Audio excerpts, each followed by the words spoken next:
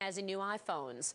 But major issues like the options backdating scandal still lurk in the background, and CEO Steve Jobs today talked about it exclusively with CNBC. Take a look at the stock. It's soared on the new product news, the iPhone, good enough for a gain of more than 8% on Apple stock. Apple CEO, as I mentioned, Steve Jobs, spoke to CNBC Silicon Valley Bureau Chief Jim Goldman in a first on CNBC interview at Macworld. Jim. Hey, Maria, good evening to you. Indeed, these are heady times for Apple Computer. The company quick to point out today that this is not merely another cell phone, but an important new product platform for Apple Computer, changing industries in much the same way that Macintosh did in 1984 and then iPod in 2001. Now it's iPhone's turn. This is an extremely important product for Apple's future, something I asked Steve Jobs about in this first on CNBC interview. First of all, you look at handsets. This is probably not only the most vibrant technology sector there is out in the globe, this is also one of the most competitive. Why in the world would Apple Computer want to jump into the handset market with so much competition and already so many players? You know, one of the biggest motivations for working so hard for a few years to make a great product is you want one yourself. And we use all the handsets out there. And boy, is it frustrating. It's really frustrating. It's a category that needs to be reinvented, needs to be made more, not only more powerful, but much easier to use. And so we thought we could contribute something.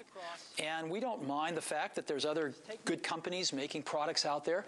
The fact is that there's a billion handsets that were sold in 2006. And so if we just got 1% market share, that's 10 million units. And we think what we've done is to reinvent the phone and completely change what your expectations are going to be for what you can carry in your pocket. You mentioned in your keynote, you talked about the Mac, you talked about the iPod, and now there's this. What makes this such a product that would enjoy such lofty company? How important is this to Apple Computer, and why? You know, time will tell. The Mac changed the whole computer industry, and it really made computers easy to use for the first time and brought graphics into the personal computer for the first time. The iPod changed the way we listen to music and changed the whole music industry. I think the iPhone may really change the whole phone industry. And I think give us something that's vastly more powerful in terms of, you know, making phone calls and keeping all your contacts on it, having the best iPod we've ever made fully integrated into it, and having the internet in your pocket with a real browser and real email and you know, the best implementation of Google Maps on the planet. Having all this stuff in your pocket and yet having it be 10 times easier to use. I think this is where the world's going. You mentioned during the speech as well, you kept coming back to it too. You kept showing the competitors. You kept showing Palm and RIM and Nokia and Motorola. What message are you sending not only to your immediate competitors, but to the entire industry? We're a financial network, obviously, so from an investor standpoint, I don't know if you've been seeing what your comments have been doing today, but, you know, research in motion is getting clobbered, and I would imagine the other smartphone manufacturers are also feeling an enormous amount of pressure because you have now officially entered the game. Well, you know, we don't really think in those terms. We're a product company. We love great products.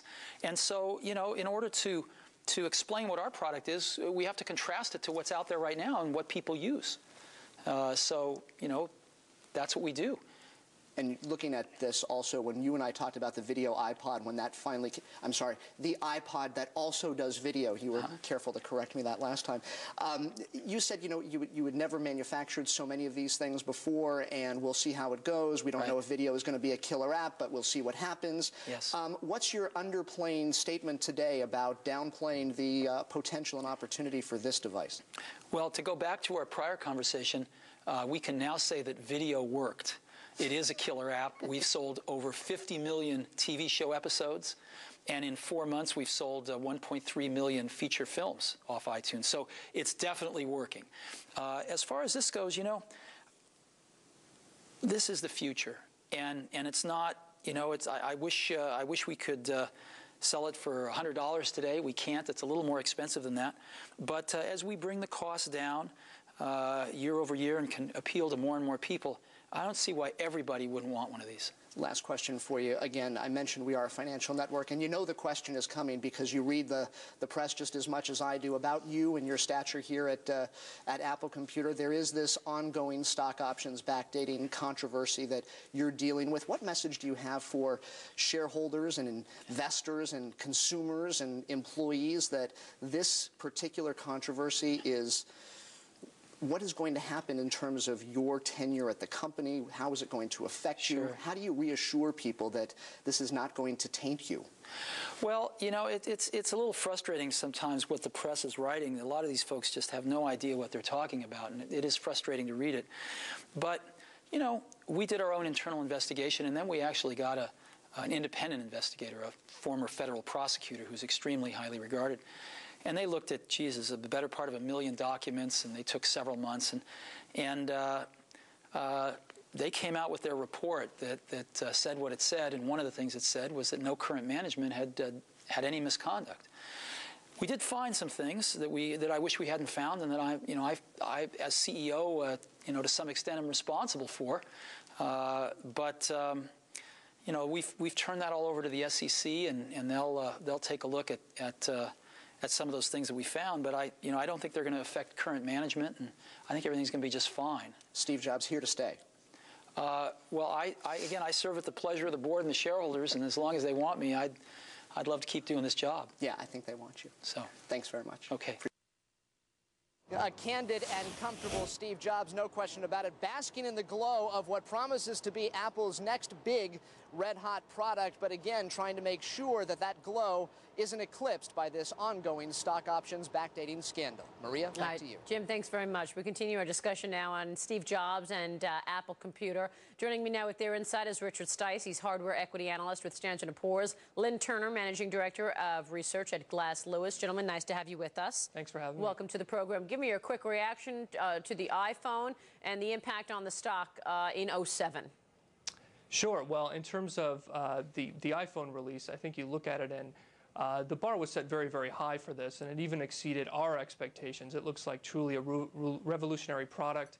It's now a touchscreen format. The buttons are gone. It's a very large screen. A lot of new technology and capabilities related to it.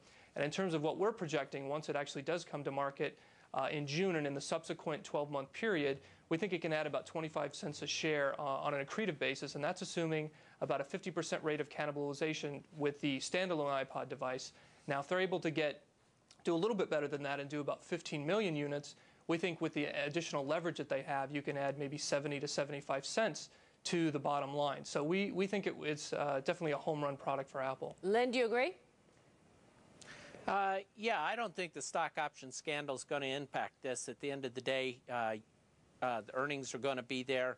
If Jobs is able to put out a better mousetrap when it comes to the cell phone, heck, all of us would probably like to have a better cell phone than what we have today. And if he's able to accomplish that, I think this company will continue to do very well. What about the issue that is present in the market today, which is the fact that prices keep coming down? This is basically a commodity, right? The cell phone, everybody's competing for the same customer. How does that play into things?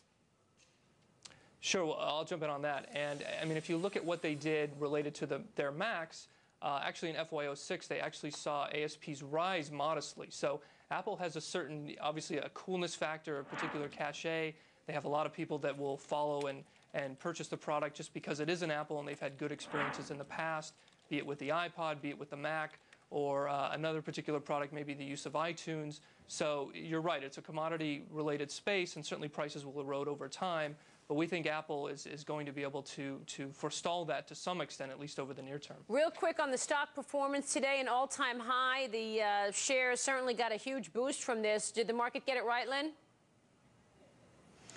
Yeah, I think they did. I think there's tremendous cachet for Apple amongst the teens and the 20 to 30-year-olds in this country.